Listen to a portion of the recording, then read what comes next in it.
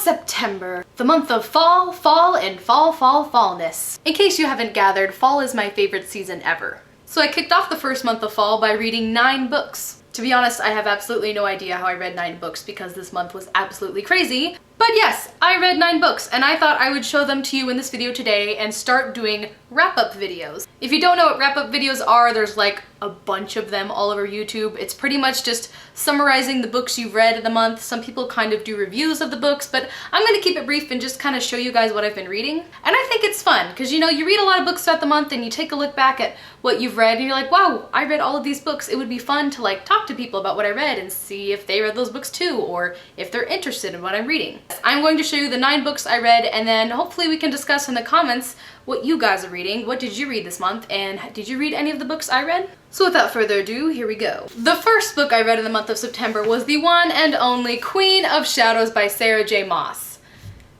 I'm sorry, it's Maas now, I figured it out. Queen of Shadows is the 5th book in the Throne of Glass series, and it was released on September 1st, and I ran to the store the day it was released and I bought this puppy.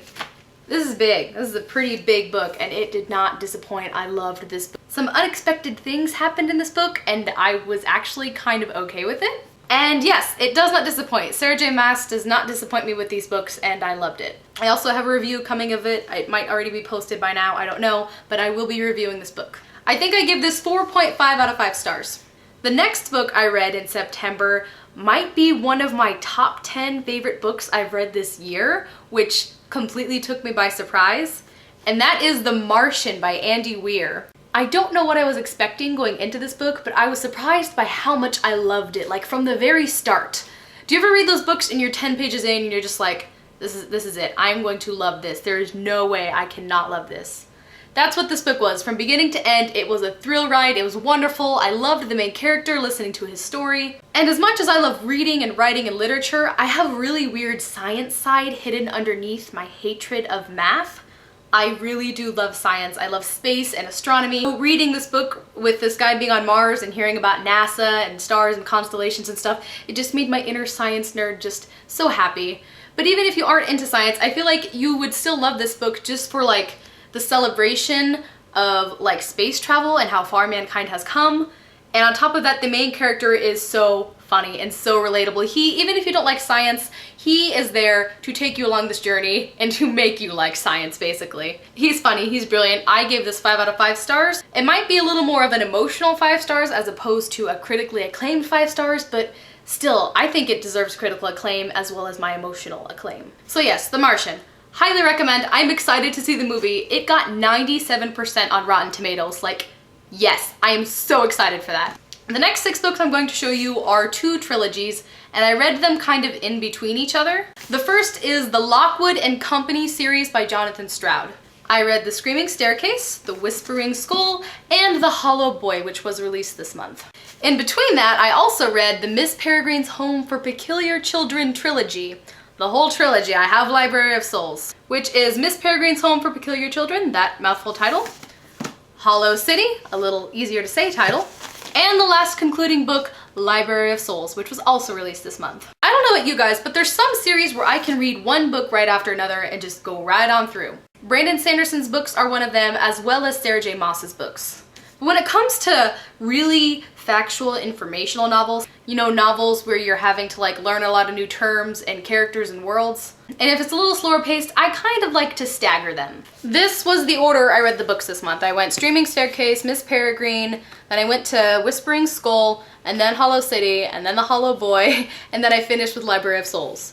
These books are falling on top of me. Lockwood and Company is a series I don't hear people talk that much about, which is surprising because it's actually really good. It's like modern day in London, and there's like ghosts going around like haunting people. And so, but only kids can see them. The adults can't see the ghosts. You have to be young. You have to have the sight. So it's about these 3 kids who don't have any parents, and they live alone in this house, and they run their own company called Lockwood and Company, and they go out and fight these ghosts. I don't know why this series appeals to me so much. I think it's just the prospect of these kids being on their own, and you know, what would happen if 3 14-year-olds ran a business? Well, this is what would happen. And they take cases kind of like Sherlock Holmes, and they go out and try to solve all these mysteries. It's just a really good, fun-loving mystery series. I love the characters in it. I love the stories. I love the adventures they go on. Highly recommend Lockwood and Company series. I think there's more books to come because it's book 3 and it's definitely not the end. As for Miss Peregrine's Home for Peculiar Children, that title, you guys should know about the series by now. If you don't know about it, it has vintage photography told with a really awesome, enticing story. This book's being turned into a movie that's being released Christmas Day in 2016. Library of Souls is the concluding novel, and I love this series, like altogether. I feel like it tied up very nicely. I don't want to spoil anything, but I will say that it does conclude nicely, so you can at least, you know, be at ease at that. Can we talk about how beautiful these books look without their covers? Do you see this? Can we talk about the front of Library of Souls? I slid off the cover of this in Barnes & Noble and I gasped aloud in the store. Do you see how beautiful it is? It's all their little signatures. Can you see it? Can you see it? I don't know if you can see it. Oh, I love this series so much. And last, but certainly not least, I read Outlander by Diana Gabaldon, and I finally learned how to say her last name.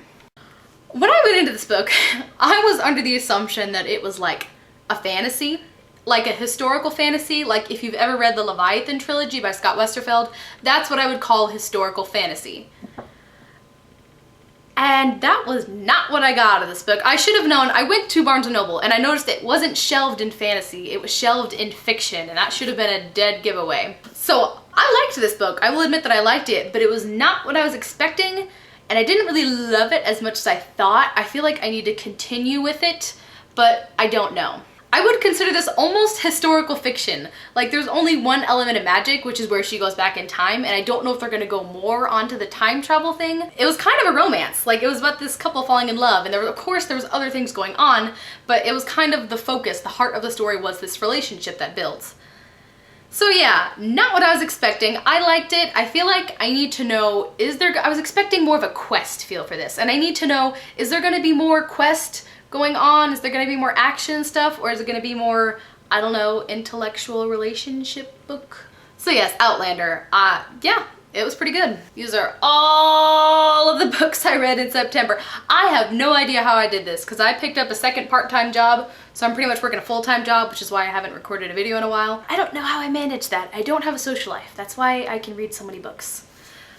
So yes, that is all I've got to say. Thank you so much for watching. You should comment and tell me what you read in September. What was the best book you read? I think as much as I loved Queen of Shadows, I might have to go with The Martian for the best book I read in September. And yes, I just hit myself in the face with this book. So yes, comment and let me know that. Thank you so much for watching. I will see you later.